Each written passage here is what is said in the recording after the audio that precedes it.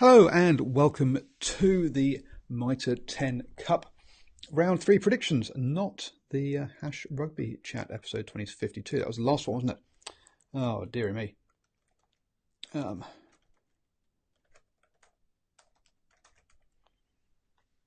we go. That's better.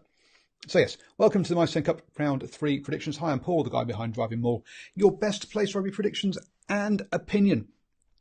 And so, if you want to catch up on how the round 2 went, check out my round 2 wrap up. I was at Taranaki versus Manawatu and also Waikato versus North Harbour.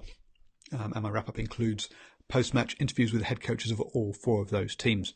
Now, unfortunately, this weekend I won't be making any of the games because I'm moving house between New Plymouth and Hamilton.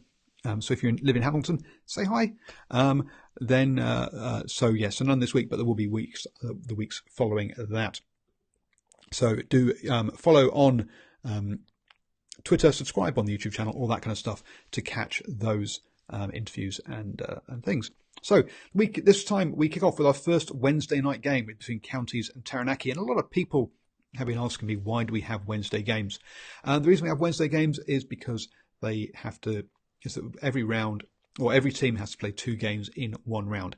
And that's known by the coaches and the management teams as Storm Week.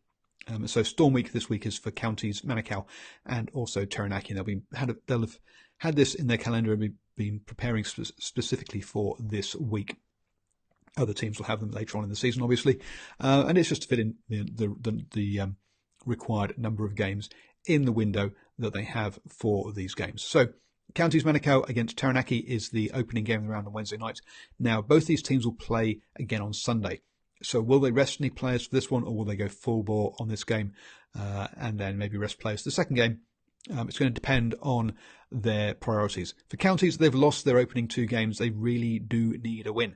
They sit bottom of the Premiership table, and they're definitely staring relegation in the face currently. Taranaki obviously got their Shield win over Manawatu last weekend after losing the opening round to Bay of Plenty. And you got to say Taranaki do look like the stronger side. I'm backing them to win that one by 5 on the road. I do know, for example, that they were supposed to be having post-game events, and that because it's Storm Week, Taranaki have to turn those down so they can get back in time to travel for their next game on the Sunday. So it does cause problems for them. In this day of professional rugby, not quite so much the post-game celebrations that perhaps have been in the past. Then on Thursday night, Auckland will host Waikato. Auckland kicked off the season very well with 2 wins in their opening 2 games against Counties and Northland. Now they host Waikato, so the third closest team to them. So they've all got all their local games out of the way early. Waikato with 2 losses against Manawatu, and then that 1-point loss at home against North Harbour last weekend. The Deuce team to struggle towards the end. Auckland have got a stronger team squad. They've got Ted there. Things look to be on a roll. I'm backing Auckland by 7 there.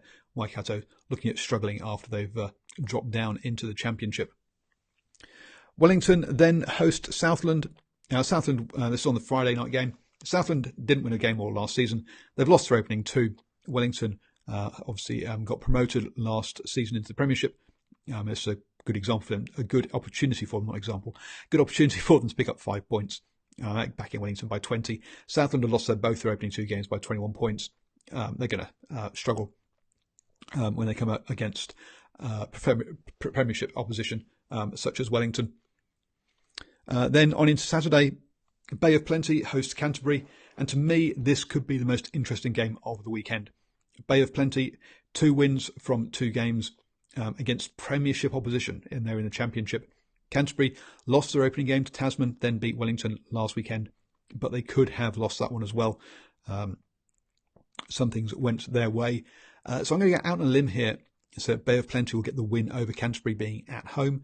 Canterbury was having to travel from the South Island up to Tauranga, where this game is. Bay of Plenty, have shown that there are some good teams in that championship side. It's a third week against Premiership opposition. If they can get 3 wins out of this, you've got to say they'll be odds-on favourites to get promotion to the championship. Sorry, from the championship. Manawatu then host Otago. Otago had a tough start to the season. They've lost their opening 2 games. They came second last in the competition last year. They're second bottom again this year. Manawatu obviously got beaten by Taranaki last weekend in the Shield game, but had a good win over Waikato to start off, and I'm backing Manawatu to get another home win here by 7 points. The game of the round, according to some people, is North Harbour versus Tasman. Both these teams have had 2 wins so far in the Premiership. They sit top of the, along with Auckland, top of the Premiership group, 2 unbeaten teams.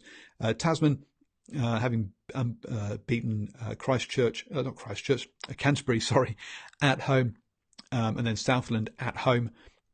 This is their first away trip. So it's going to be interesting to see how they travel. That's going to be the big thing here.